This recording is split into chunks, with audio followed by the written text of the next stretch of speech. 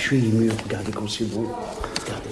Mehdi Godbi, on a la chance d'être dans ce nouvel espace culturel de la Casbah. Expliquez-nous un peu la vocation de cet endroit. Écoutez, la vocation de cet endroit, comme vous pouvez le constater, c'est rendre hommage à une école, l'école du Nord, qui a beaucoup apporté à toute la création artistique marocaine. Et pour nous, c'est très très important de mettre aussi l'accent et de compléter ce que la Fondation a fait depuis quelques années. Première chose, on a rénové et ouvert l'ancien musée de l'Aqsba, qui est devenu musée des cultures méditerranéennes. Qui est juste à côté. Qui est juste, en plus ça, il y a le lien maintenant, on peut aller de l'un à l'autre. On a ouvert, bien évidemment, le musée de la Villa Harris, qui trace un peu l'histoire de la peinture marocaine.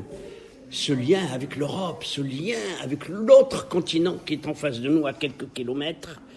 Et aujourd'hui, nous avons une salle, un musée, un centre d'art moderne et contemporain pour mettre aussi l'accent et donner l'accès aussi aux Marocains un peu à cette modernité qui vient du Nord. Je découvre avec vous l'endroit qui est absolument magnifique. C'est l'ancienne prison de la Casbah de Tanger qui est rénovée avec des voûtes. Décrivez-nous un peu l'endroit, c'est magnifique. Écoutez, d'abord, je voudrais vous dire combien je suis ému. C'est un travail qui a été fait par M. Idrissi et toute une équipe extraordinaire. Ils ont passé un temps fou avec la wilaya, avec les architectes de la wilaya, parce que M. Idrissi a une connaissance, un savoir dans le domaine archéologique, dans le domaine patrimonial, et donc ces connaissances ont été extraordinairement importantes.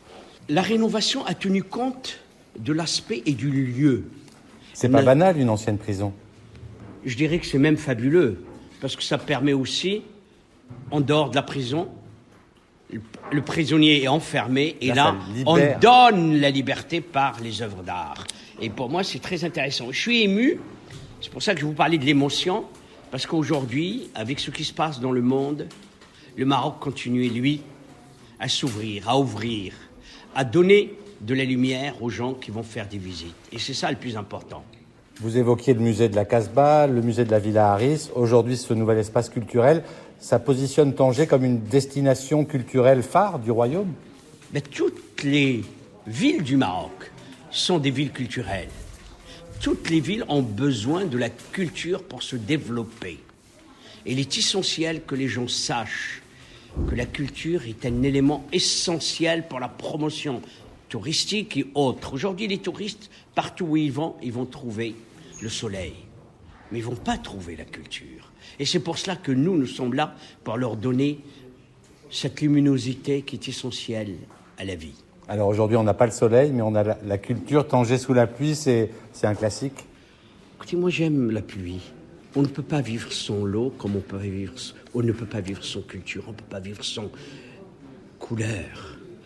Et ce lieu, qui était un lieu de désespoir, devient un lieu d'espoir pour les Tangérois, pour les Marocains et pour les gens qui vont nous rendre visite.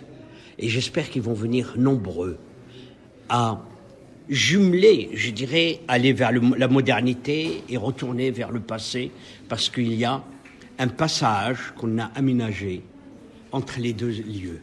Alors, l'année 2021 se termine dans quelques jours. Ça a été une année assez faste pour la Fondation nationale des musées, avec des partenariats, des expositions formidables. Quel bilan vous en tirez ? Écoutez, d'abord, je suis très fier parce que le Maroc a été un des pays à qui le monde entier a rendu hommage à notre pays, à la manière dont il a, pendant cette pandémie, gardé, je dirais, cette ouverture vers les gens. Vous savez, je ne me prive jamais de raconter cette anecdote. J'étais un jour au musée des Confluences à Marrakech et je trouve des jeunes, un groupe de jeunes. Ils m'ont dit, on n'a rien à faire à Casa. On a aujourd'hui avec le train, on peut venir là. Et ils m'ont dit, dans 3 jours, nous allons à Tanger. Donc je pense qu'aujourd'hui, avec les moyens de déplacement, avec le TGV, avec le Borak, avec les avions, avec les trains, on peut voyager, on peut aller voir ce qui se passe, on peut regarder, on peut aussi voyager, non pas simplement par des moyens terrestres ou aériens, mais on peut aussi voyager par l'esprit en venant voir des belles expositions. Qu'est-ce qu'on peut espérer pour 2022, que la pandémie se termine, que les touristes arrivent et visitent tous ces lieux? Écoutez, moi j'ai beaucoup d'espoir. Je pense que cette pandémie, nous allons vivre avec, et il faut vivre avec. Il faut simplement respecter une certaine distanciation à la fois sociale mais aussi sanitaire. Mais il faut continuer à vivre. On ne doit jamais baisser les bras. Quand on baisse les bras, c'est que c'est terminé. Et nous, à la Fondation, nous continuons à être debout et à donner de la couleur et de la vie aux gens. Merci beaucoup, Mehdi Kotbi. Je vous remercie infiniment.